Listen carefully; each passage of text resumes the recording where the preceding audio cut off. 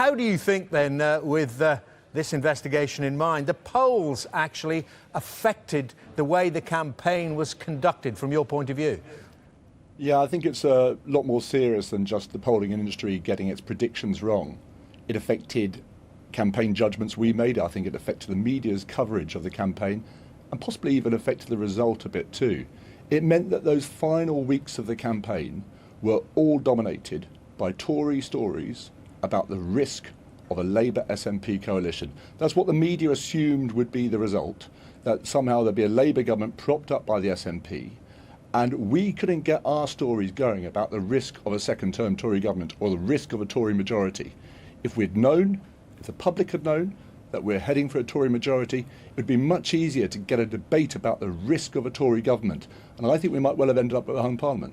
Yeah, it's interesting what you say from my point of view in the media. Do you think, therefore, that, remember that poster with Alex Salmond with Ed Miliband in his top pocket there looking down at him after Alex Salmond was joking when he said he'd be writing Labour's first budget? Do you think that was a bullseye?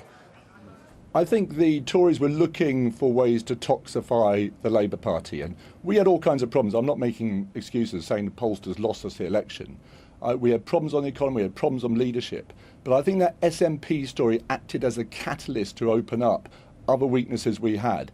And that relentless focus, day in, day out, it led the news. The SNP, are they going to be in a coalition? Are they going to be propping up a Labour government? What are the risks of that? And I think that must have had an impact on voters, whether it served to suppress our vote, galvanise Tories, whether it changed minds, I don't know. But I certainly think that if the polls had been accurate, we'd have seen a different campaign, we'd have seen different campaign coverage, and we might just have seen a slightly different result. Yeah, I mean, just one more on that, because, again, from my side of it, talking to senior Labour Party figures, you're right, hands up. You know, the polls did lead to the questioning, so I would ask, are you going to do a deal with the SNP? The answer would come back, no formal deal. I'd ask the second question saying, well, maybe a supply and confidence deal then. In other words, support the budget. No, we won't do that either. And I say, well, maybe a vote-by-vote deal. And there we are, most of the interview taken up with the issue of coalition. I remember it very well, and it meant that the campaign was dominated by this giant process story of what might or might not happen after voters had delivered their judgment.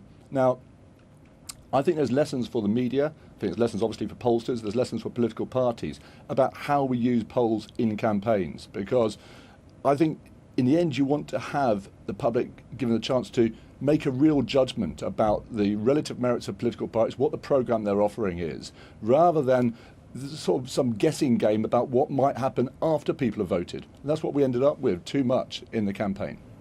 But, I mean, you know, from your own point of view, you must have had your own polling. Was it telling you the same thing, your internal polling?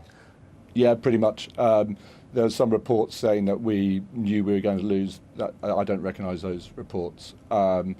There was a poll late on saying that we were doing a little bit worse in some of the marginals than we had expected. But the focus of our campaign, we thought it was a very tight campaign. We thought it was a real chance of being a hung parliament and in the mix to form the next government. And I think it made us all a little bit risk averse, probably the Tories too. It affected the campaign in all kinds of ways. So today we're seeing a polling industry coming out and saying we now fixed it. Well, they've got a big vested interest in saying that they can be trusted again. I'm a little bit suspicious of this. They're saying, well, the problem with the polls is we didn't reach enough Tory voters. Well, we can all tell you that. I can tell you the problem with the Labour campaigns, we didn't reach enough Labour voters.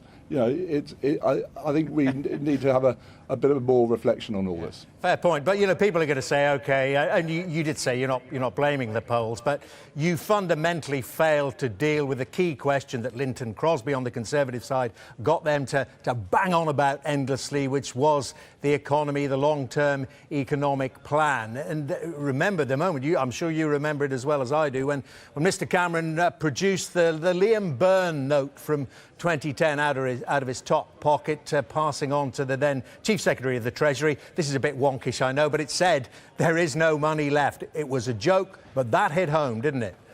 It did, but I think we did quite a lot in the campaign to actually mitigate our weaknesses on the economy and on leadership. I think Ed had a very good campaign personally.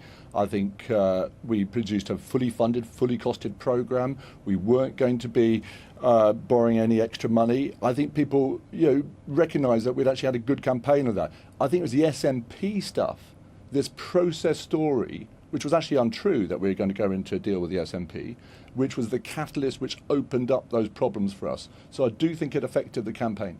You can tell me now, I mean, you must have had a chat with the SNP. I mean, as you say, behind the scenes, you must have been thinking, OK, well, if it is hung and they're going to take a lot of Labour seats, maybe they could lend them back and support us. Here we go, we're doing the same interview. No, that wasn't the case at all. We, in the circumstances where we hadn't won a majority but had been asked to form the government because the Conservatives hadn't, we would have sought to govern on a progressive programme, and if the SNP, as a party which said it was progressive, wanted to support us on individual bills, that would have been up to them. That's how we had to govern. We were not going to make a deal with the SNP. And one last thought on the polls, given how things went wrong then, we're not that long after the general election. Do you think they could be wrong now about Jeremy Corbyn? Well, the polls are painting, with whatever reading you have, a pretty gloomy picture of Labour's prospects. 1 year after, 7 months after the general election, depending on which way you read it, Labour are 5-10 points behind. I remember there being a huge debate in the Labour Party and people tearing their hair out when we weren't 10 points ahead, and people were saying this is a huge problem. There is a big electoral problem for the Labour Party now. Jeremy Corbyn is simultaneously kind of unassailable within the party, but viewed by a lot of people as unelectable in the country. And I'm not quite sure how you bridge that gap. And I think the Beckett report, which is coming out later today by the Labour Party, and the reasons why we lost, should be a focus for debate in the Labour Party now, because we haven't had this debate about why we lost and where we need to move properly on from here. Too much of the debate is about who controls the Labour Party and where does the Labour Party go in this election, or who's running the NEC. We should be talking about the Tories and how we win back power, and I hope the Beckett report gives us that focus to begin doing that today. But, I mean, as you said there, you had a bit of a leadership issue with Ed Miliband. I mean, that's writ large, isn't it, with Jeremy Corbyn? Well, one of the achievements of Ed's leadership, I think, was to remain a united party through the last Parliament, and also, right until the end, competitive with the Tories. I don't feel that Labour Party is competitive with the Tories at the moment. I think Tories feel they more or less get away with anything and that they're heading for a third term.